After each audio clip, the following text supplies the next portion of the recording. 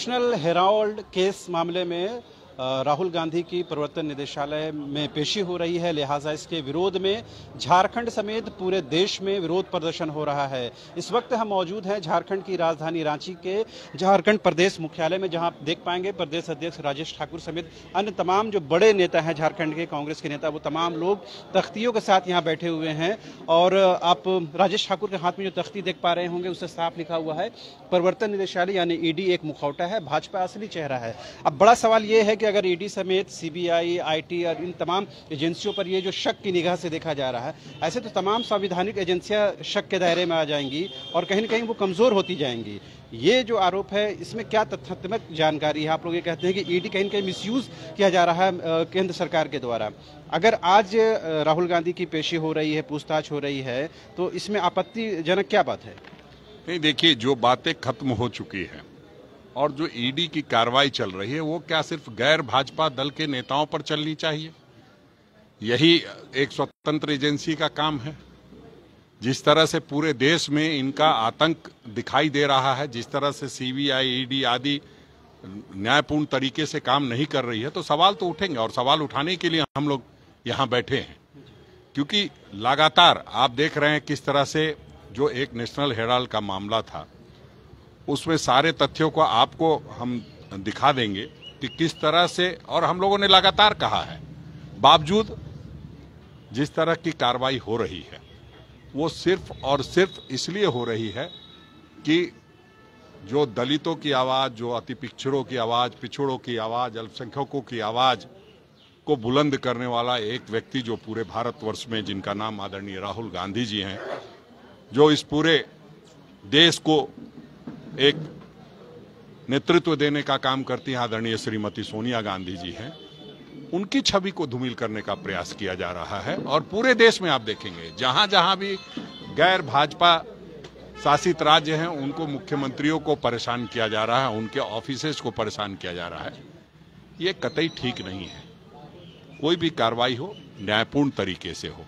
आपने देखा बंधु तिर्की जी का मामला इतना पुराना था, जिस दिन चुनाव की घोषणा हुई उस दिन, उसके दूसरे दिन आप छापेमारी कर रहे हैं, तो ये ठीक नहीं है। इसका मतलब जो सीबीआई और ईडी है वो कहीं ना कहीं एक राजनीतिक एजेंडे के तहत काम कर रही है।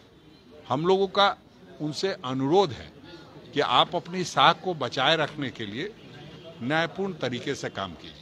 अगर राजेश भाई, अगर झारखंड के परिदृश्य में बात करें तो यूपीए गवर्नमेंट के अस्तित्व में आए करीबन 3 साल होने वाले हैं और पहली बार ऐसा होगा जब यूपीए गवर्नमेंट इतने अनकंफर्टेबल सिचुएशन में चल रही है। एक तरफ से ईडी सीबीआई की रेड चल रही है, खुद आपके मुख्यमंत्री एक घेरे में आ गए हैं, वो जो ईसीआई में उनको जवाब देना है 15 को। इस बीच में 144 की वजह से आप लोगों को कार्यक्रम यहाँ करना पड़ रहा है।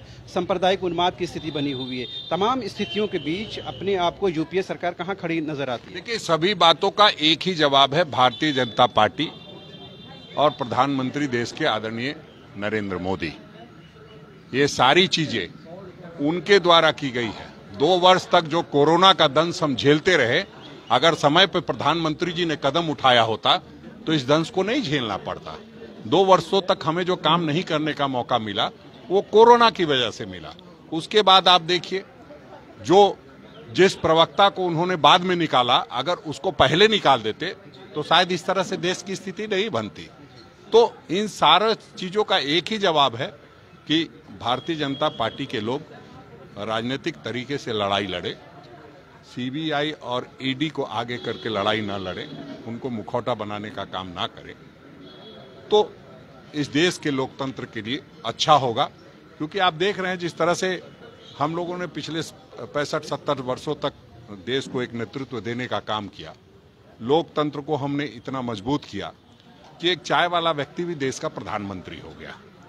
और आज देश की क्या स्थिति है उसको आप समझ सकते हैं। तो हम लोग उसी के लिए आज धरना, पूरे प्रदेश में धरना प्रदर्शन कर रहे हैं, हर जिले में।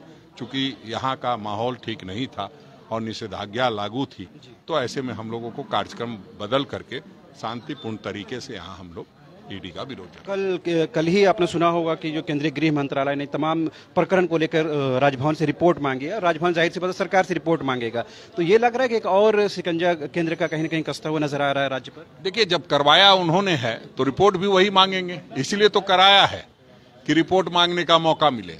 राज्य शांति से चल रहा था, सब कुछ ठीक चल रहा था, तो अशांत करके और फिर रिपोर्ट मांगेंगे तो ठीक है, उनका काम है। वो रिपोर्ट उत्तर प्रदेश की क्यों नहीं मांगते? उत्तर प्रदेश का मांगे ना जरा कि क्यों इतने शहरों में हालात खराब हुए। यहां तो सिर्फ एक जगह ऐसी बात आई है।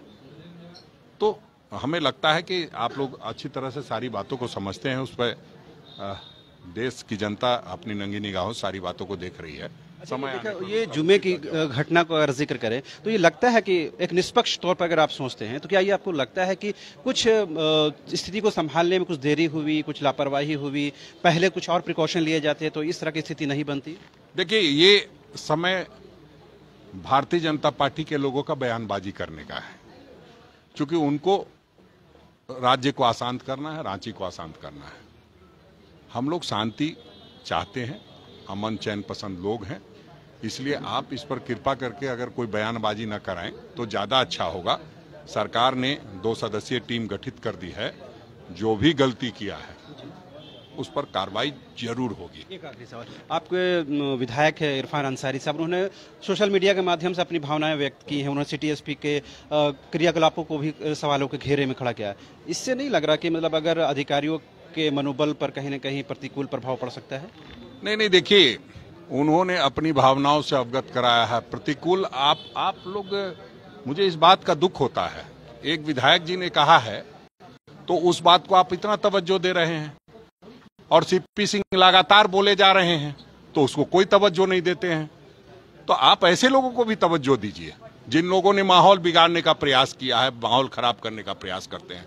आप लोग सिर्फ एक वर्ग विशेष को टारगेट मत कीजिए। हमारा यही आपसे निवेदन है कि सभी लोगों का विचार लीजिए, और अनर्गल बयानबाजी से हमें लगता है कि सभी नेताओं को बच।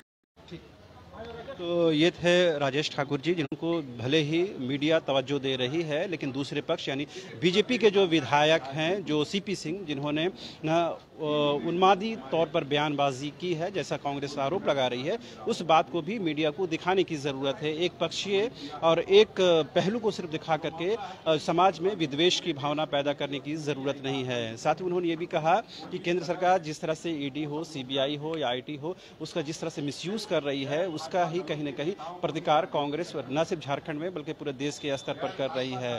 साथ ही उन्होंने ये भी कहा है कि झारखंड में जो स्थिति बनी है उसके पीछे सिर्फ और सिर्फ अगर कोई है तो वो बीजेपी है, और यही वजह है कि केंद्रीय गृह मंत्रालय ने इस पूरे प्रकरण की जांच की रिपोर्ट मांगी है। कैमरा पर्सन हृदय के साथ रांची से न्यूज़ बाइस्कोप के लिए शहनवाज।